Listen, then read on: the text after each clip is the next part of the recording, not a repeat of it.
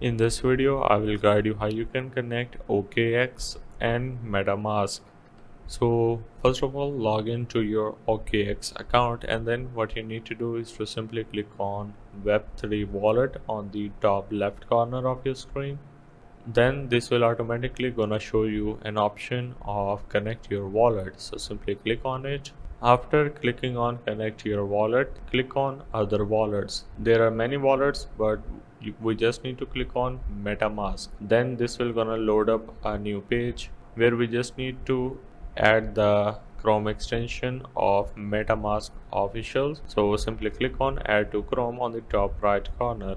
Then click on add extension again. After installing the extension, you just need to click on the import an existing wallet if you already have a wallet in the MetaMask. Otherwise, click on the create new wallet.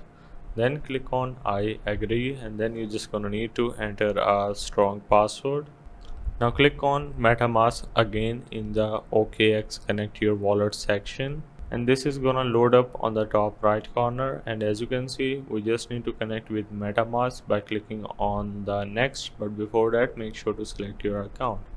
Then click on the confirm button, and as you can see, we have successfully connected our MetaMask and OKX wallet successfully.